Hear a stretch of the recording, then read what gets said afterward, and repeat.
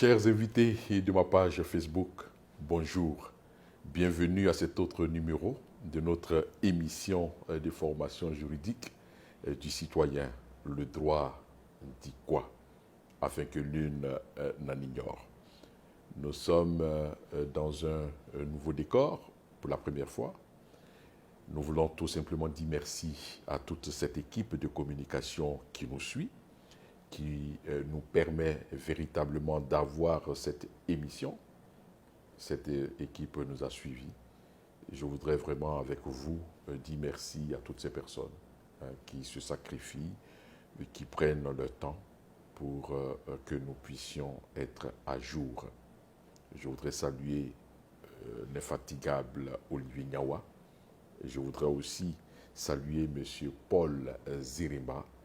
Il travaille. Derrière, il y a toute une équipe. On ne va pas citer tout le monde. Mais en tout cas, recevez nos sincères remerciements. D'accord? Nous voulons vraiment, avec l'équipe, les membres de la génération de rupture, vous dire merci pour tout ce sacrifice, tout ce temps que vous mettez à la disposition de la Côte d'Ivoire pour que nous puissions apprendre le droit.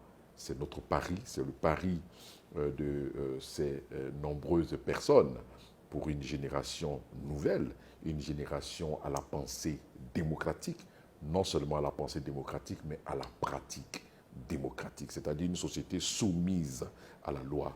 C'est le pari de tous les membres de la génération de rupture. Nous allons vous demander, comme d'habitude, de partager cette page, de faire aimer cette page après vous-même l'avoir aimée, et puis de provoquer des abonnements, bien sûr, parce que je ne doute pas un seul instant que vous êtes déjà abonné à cette page qui fait le pari de la formation du citoyen nouveau pour une Côte d'Ivoire debout, une Côte d'Ivoire où il fait bon vivre.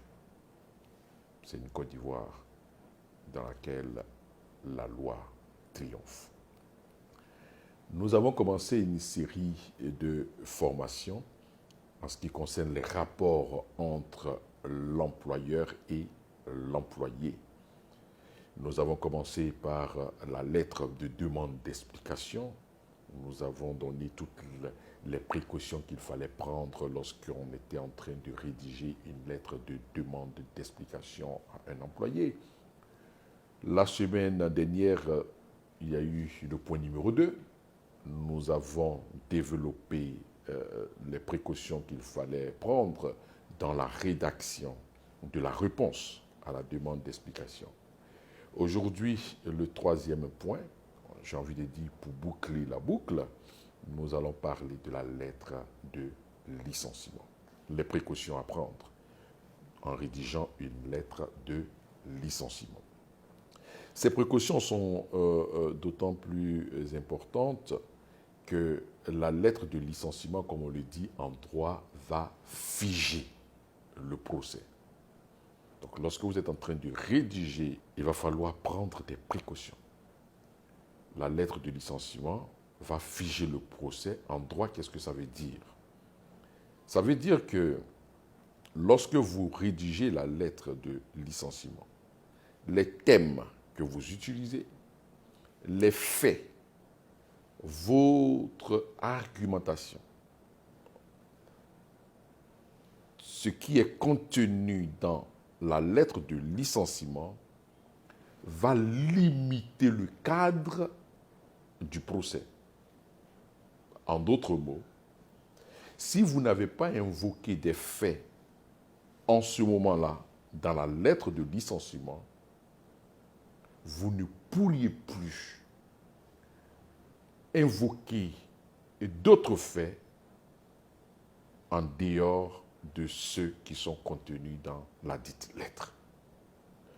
En droit, l'on dit que la lettre de licenciement va figer le procès, va délimiter le cadre de discussion entre les parties.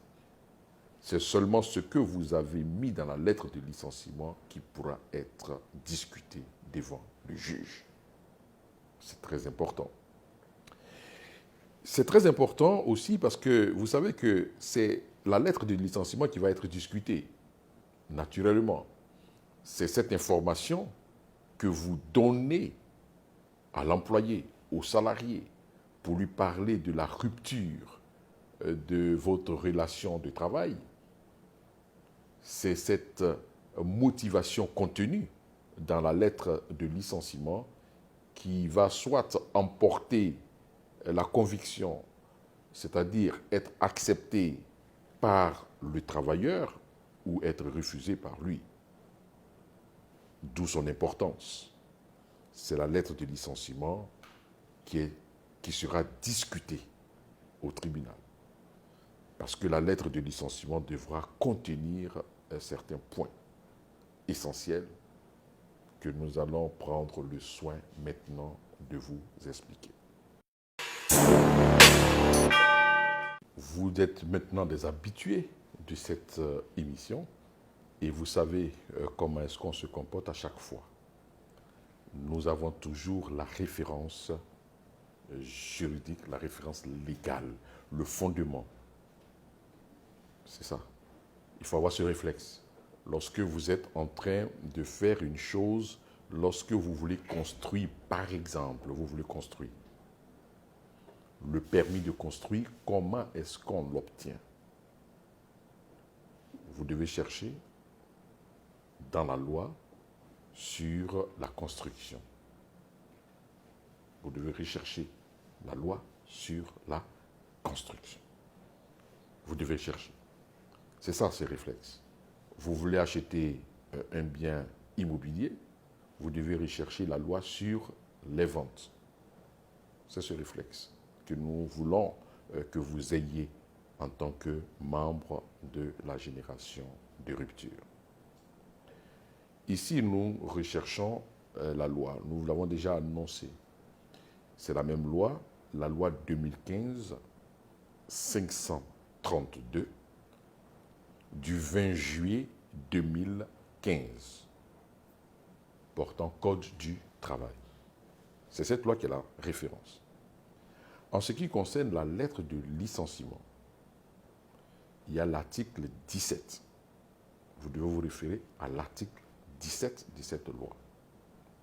Lorsque j'ai parlé de notre référence légale, je vous avais déjà annoncé que notre référence légale ici principale, c'est le Code du travail.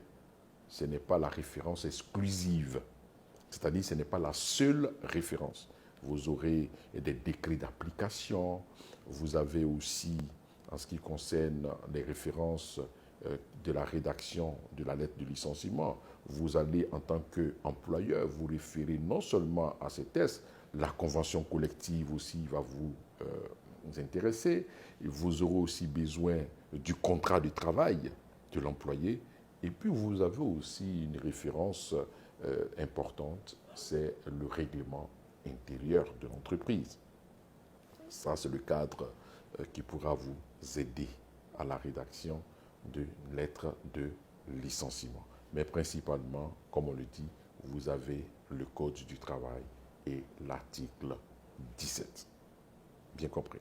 Alors, nous allons lire un point essentiel de cet article 17. Et c'est ce que je vais maintenant vous annoncer. Article 17.4.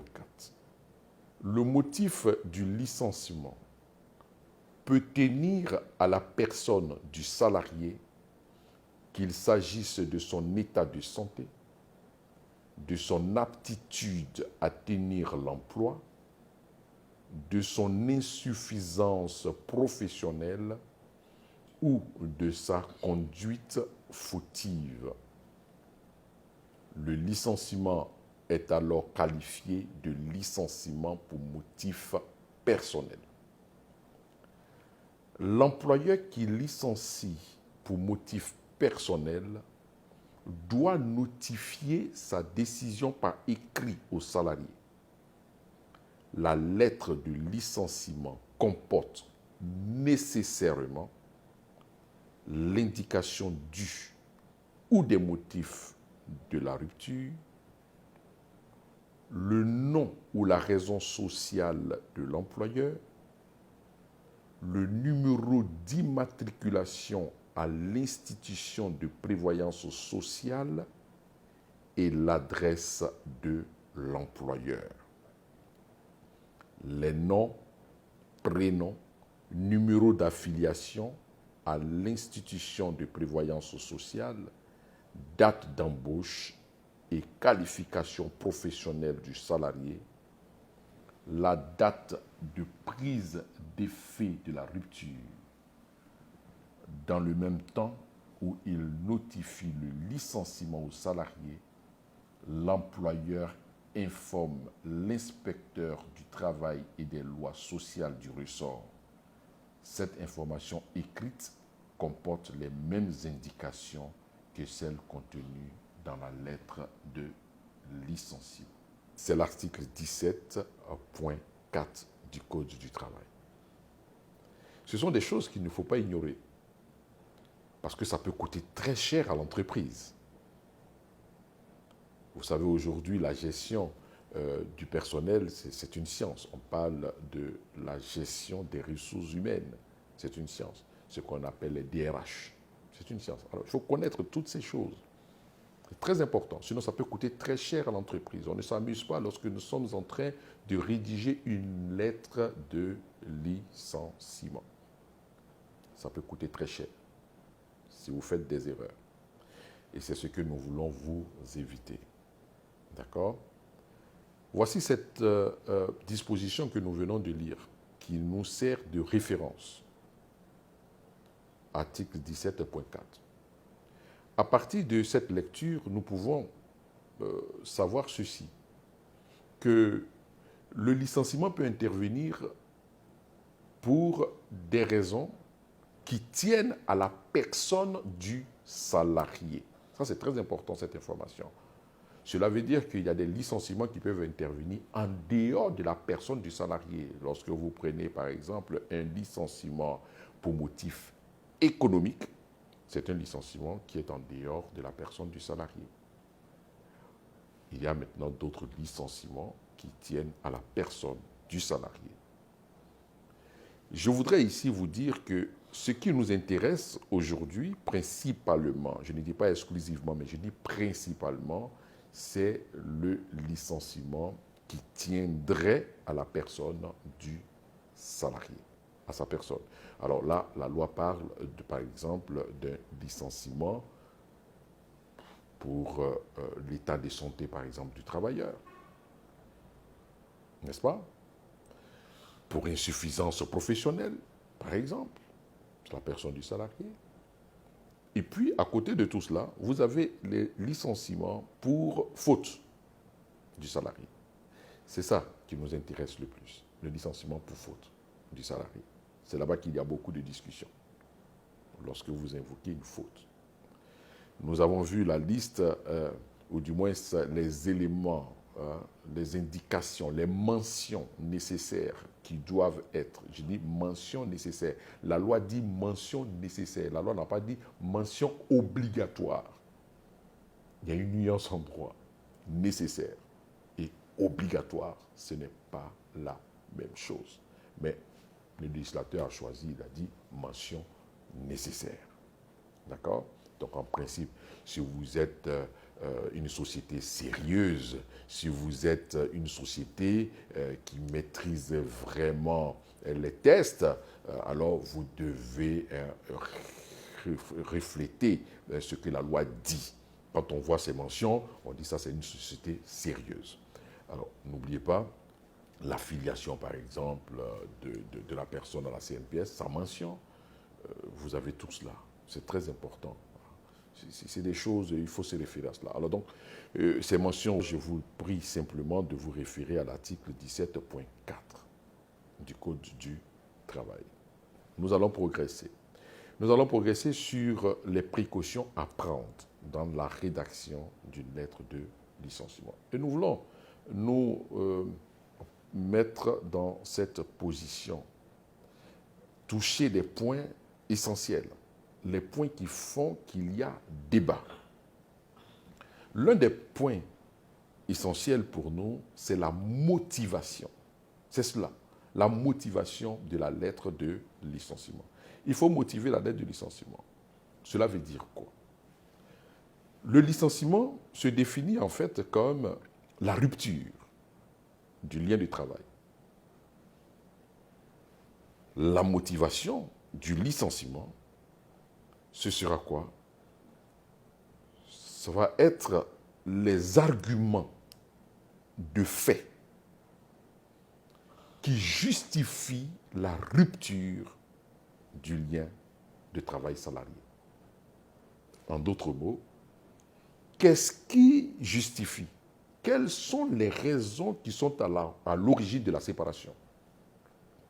Pensez un peu au mariage entre l'employeur et l'employé ici, pour penser en fait à la relation de mariage réel entre époux. On se marie pour toujours, n'est-ce pas? Ça pourrait être la même chose à l'exclusion, par exemple, de la relation de travail limitée, c'est-à-dire le contrat de travail à durée déterminée. Lorsque c'est indéterminé, alors on est dans la relation un peu comme la relation de mariage. Si vous voulez vous séparer, l'invocation, par exemple, d'une faute doit être réelle. La motivation, c'est cela. Qu'est-ce qui fait que vous voulez vous séparer de cette personne? Alors, en rédigeant la lettre de licenciement, vous devez motiver cette lettre de licenciement. En motivant cette lettre de licenciement, nous allons vous proposer ceci.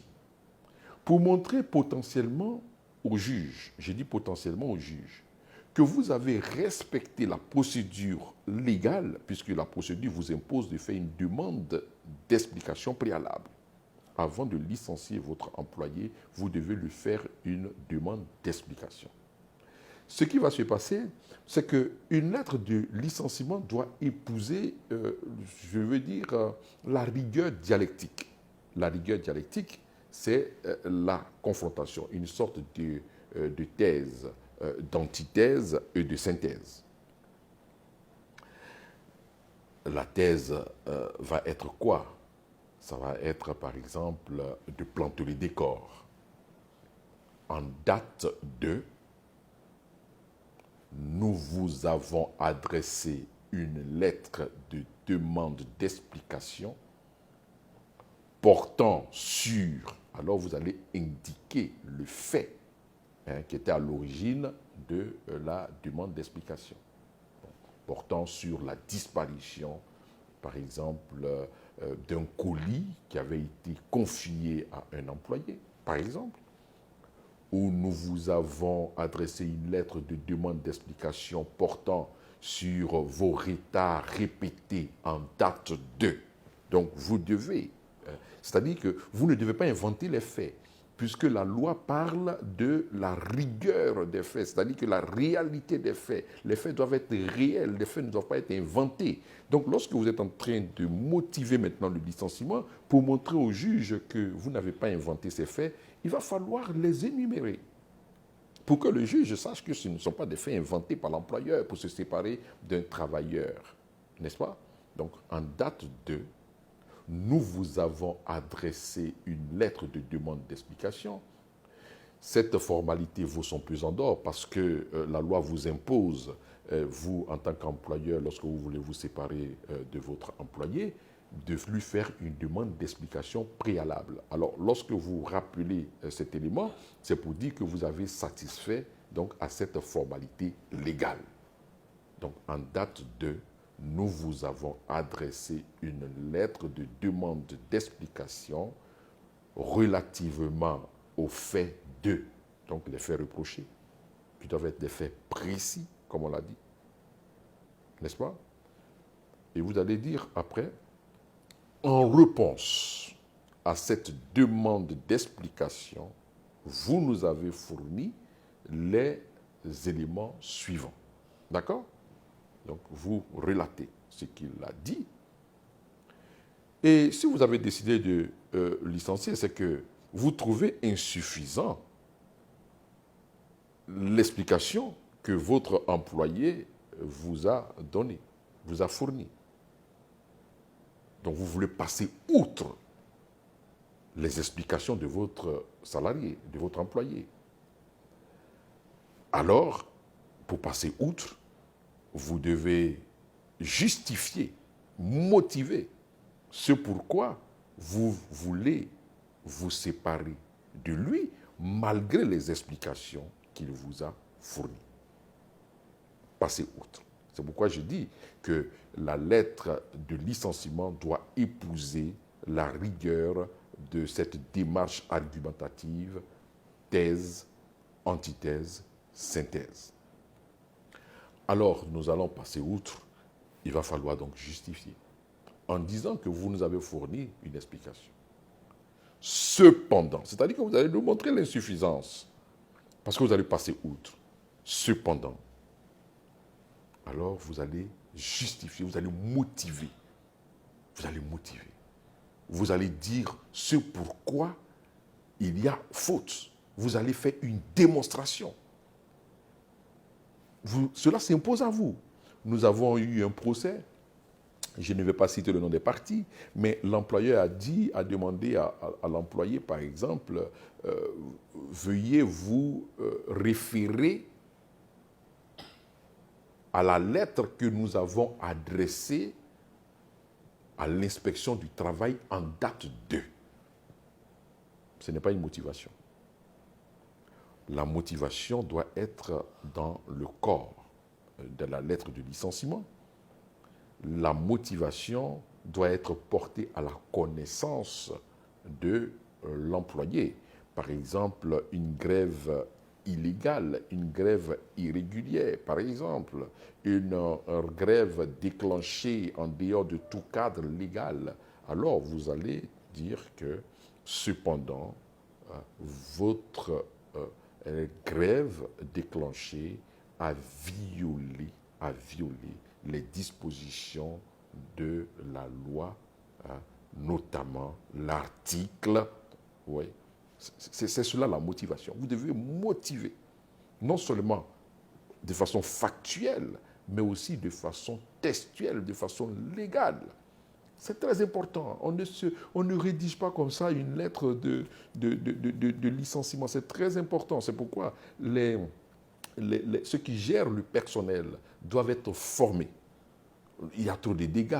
Il y a trop de dégâts en matière de dommages et intérêts en ce qui concerne certaines entreprises qui payent des dommages et intérêts qu'elles pouvaient éviter si elles avaient pris des précautions. S'adresser soit à un avocat, à un sachant.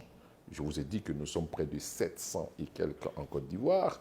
Vous pouvez vous adresser à un avocat. Alors, il faut motiver, vraiment motiver. Si la personne a fait disparaître tel élément ou tel objet placé sous sa garde, vous devez motiver. Vous devez prouver au juge, là, dans la lettre de licenciement, que la séparation n'est pas basée sur un motif fallacieux. D'accord. Toujours là, la transition est toute trouvée.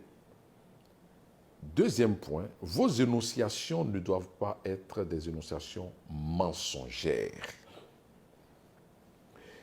Il y a des employeurs malheureusement qui inventent des faits pour se séparer de leurs employés. Cela est dommage. Alors que vous pouvez peut-être lui proposer une séparation amiable. Par exemple, c'est prévu aussi dans la loi. Une séparation négociée. Rupture négociée. La loi dit rupture négociée du contrat de travail. Si vous ne voulez plus d'une personne, vous pouvez négocier la séparation, la rupture. C'est possible. Alors, il faut éviter les énonciations fallacieuses, les motifs fallacieux de rupture.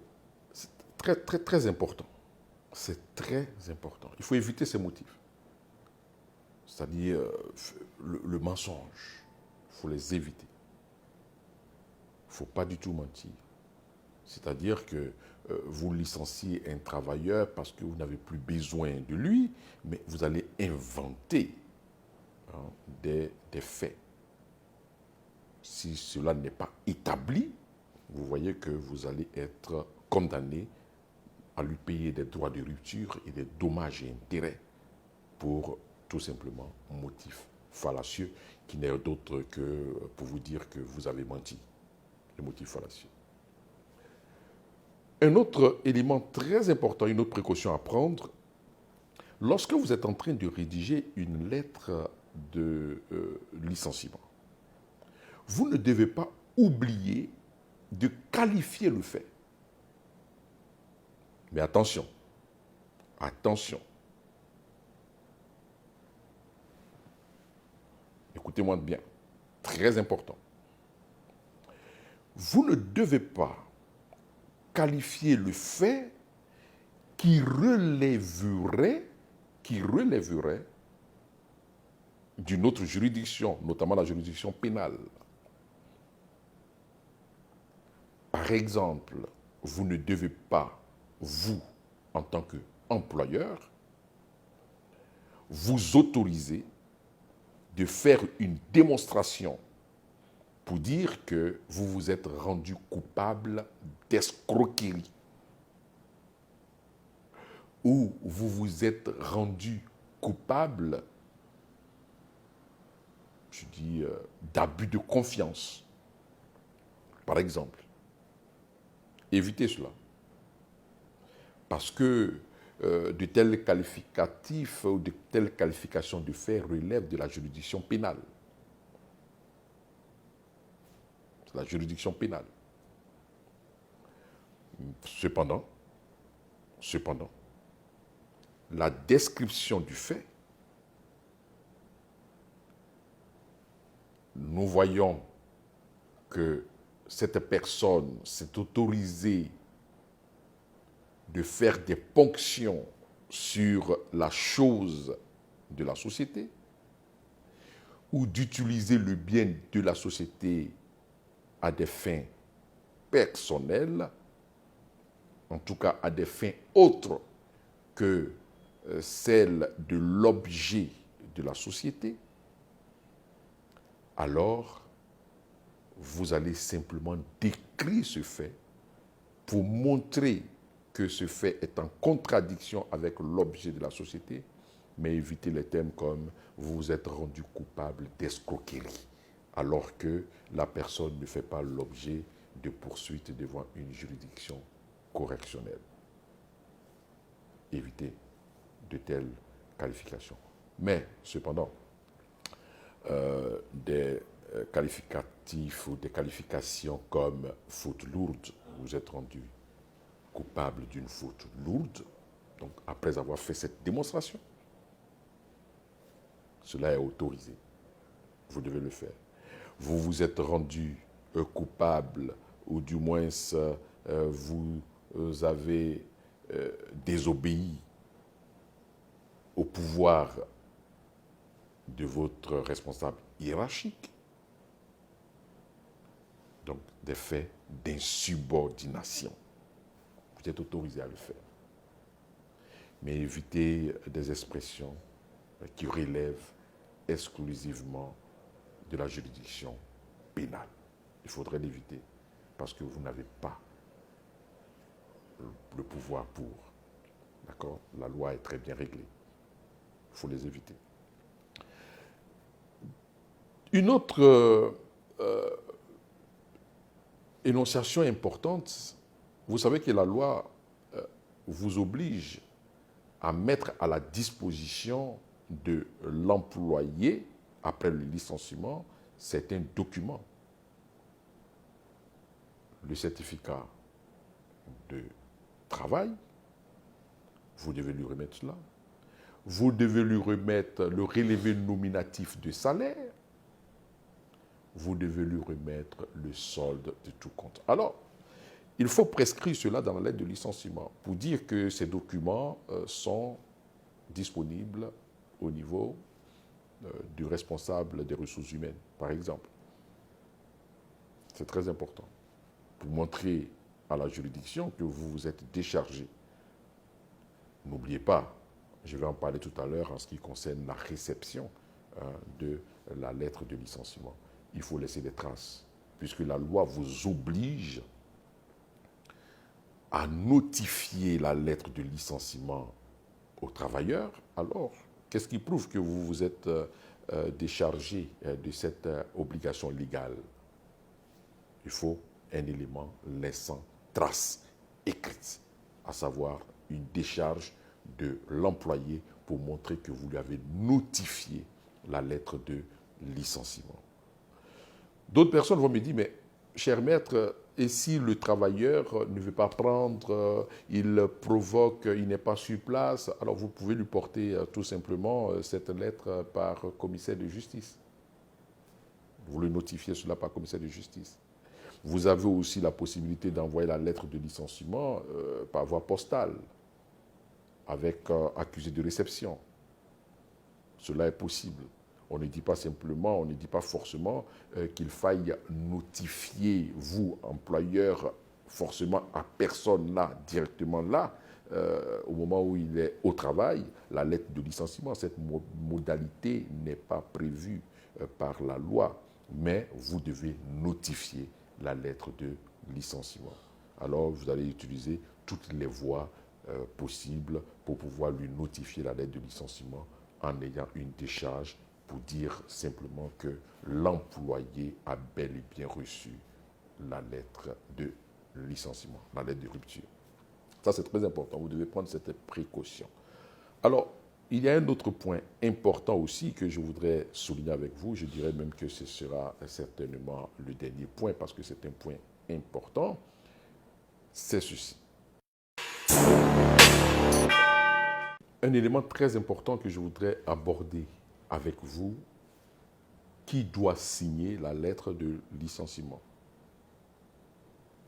Naturellement, c'est l'employeur. C'est l'employeur. Mais enfin, vous allez me demander, mais maître, l'employeur, c'est qui? Cela dépend. Cela peut dépendre des types de sociétés, des types d'organisations. Vous avez des fondations, vous avez souvent aussi des institutions, comme la BCAO, comme l'UEMOA. Cela dépend. Vous avez les directeurs généraux ou les gérants dans les SARL. Vous avez les directeurs généraux, vous avez les directeurs généraux adjoints, vous avez dans les SA, vous avez les PDG aussi, hein, ça dépend. Alors, mais en tout cas, c'est quelqu'un qui peut être désigné comme tel, qui peut engager l'entreprise, qui doit signer cette lettre de licenciement. Il arrive des fois aussi où il y a la possibilité de déléguer ses pouvoirs, ça dépend de l'organisation, ça peut être aussi les directeurs des ressources humaines. Le directeur des ressources humaines, dans certaines entreprises, le directeur peut valablement signer une lettre de licenciement. Pas exclusivement, mais principalement, c'est celui qui a le pouvoir d'engager l'entreprise, dont la signature engage l'entreprise. Là, c'est lui, le directeur, le représentant de l'entreprise, le représentant de l'entreprise. Je dis le représentant de l'entreprise, c'est lui qui doit signer la lettre de licenciement. Mais le directeur des ressources humaines aussi peut signer valablement la lettre de licenciement, suivant donc l'organisation interne. Mais il peut y avoir une question, est-ce que une personne extérieure, un représentant extérieur peut signer la lettre de licenciement? Non. Un avocat ne peut pas signer une lettre de licenciement. Bien qu'étant un représentant, il ne peut pas signer la lettre de licenciement. Il faut un représentant interne de l'entreprise, interne à l'entreprise, pour signer la lettre de licenciement. Nous avons eu des cas comme ça. Alors, l'avocat, en tant que représentant extérieur, personne extérieure, qui représente l'entreprise, ne peut pas signer une lettre de licenciement. Ça, c'était un élément important. Alors, très important. D'accord, vous devez souligner cela. Je vais terminer maintenant avec juste quelques précautions à prendre. Et là, je vais vous lire des articles pour que ce soit très clair. L'article 17.5 toujours. Nous allons voir principalement une disposition et je vais vous expliquer rapidement. Vous devez prendre cette précaution en tant que responsable des ressources humaines lorsque vous voulez licencier une personne. Cette disposition dit ceci: en cas de sanction décidée par l'employeur, celle-ci doit être notifiée aux travailleurs concernés dans un délai de 15 jours ouvrables courant à partir de la date de réception des explications écrites, sauf cas de licenciement des travailleurs protégés. C'est l'article 17.5 alinéa 5 qui est très clair. Cela veut dire que si vous voulez licencier votre employé, vous recevez ces explications, n'est-ce pas? À compter de la réception de sa réponse à la demande d'explication que vous lui avez demandé, demandé de fournir, vous avez 15 jours ouvrables pour lui notifier une sanction, dont notamment le licenciement. C'est la sanction des sanctions. D'accord? 15 jours ouvrables. Vous ne recevez pas une lettre de réponse à une demande d'explication et vous attendez plus de 15 jours ouvrables, soit 20 jours, un mois, et puis vous procédez au licenciement de cette personne. Notez cela. D'accord? Un autre élément qu'il faut savoir en tant que responsable des ressources humaines, et valable aussi pour les travailleurs, parce que s'il y a ce manquement, alors vous allez pouvoir attaquer. Et je lis la disposition. Il s'agit de l'article 17.5 alinéa 7, qui nous dit ceci: aucune sanction antérieure de plus de 6 mois à l'engagement de poursuites disciplinaires ne peut être invoquée à l'appui d'une nouvelle sanction. C'est une disposition qui doit vous interpeller dans la rédaction d'une lettre de licenciement. Le texte est très clair. Cela veut dire que vous voulez prendre une nouvelle sanction. Mais vous ne pouvez pas aller invoquer une sanction qui date de plus de 6 mois. C'est ce que ça veut dire. Alors, il faut éviter dans votre lettre de demande, votre lettre de licenciement, d'invoquer une sanction qui date de plus de 6 mois. C'est ce que ça veut dire. Alors, il faut l'éviter. Une dernière préoccupation aussi de certaines personnes, c'est la prescription des faits. La prescription des faits. Et je vais lire maintenant l'article 17.5 alinéa 8. C'est le dernier alinéa de cet article-là qui dit ceci. Passé un délai de 3 mois depuis la connaissance par l'employeur de son existence, aucun fait reproché au travailleur ne peut faire l'objet de sanctions disciplinaires. Ça, ce texte est très clair. Une fois que l'employeur est informé d'un fait, il a 3 mois pour donner une suite. Passé le délai de 3 mois, il ne peut plus demander des explications aux salariés, des explications à l'employé. C'est tout simplement la prescription des faits, c'est-à-dire leur effacement en termes de poursuite, de possibilité de poursuite. C'est leur effacement. On se dit que si les faits étaient très graves, vous n'allez pas passer plus de 3 mois pour pouvoir demander à l'employé des explications.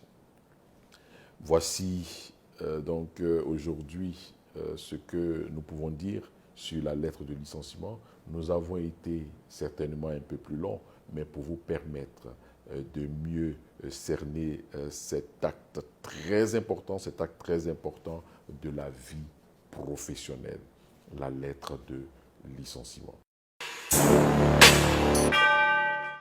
Alors, nous étions en train de répondre à un de nos abonnés. Ce sera très simple. C'est de façon verbale que son employeur est venu lui dire « Je voudrais que nous nous séparons ici.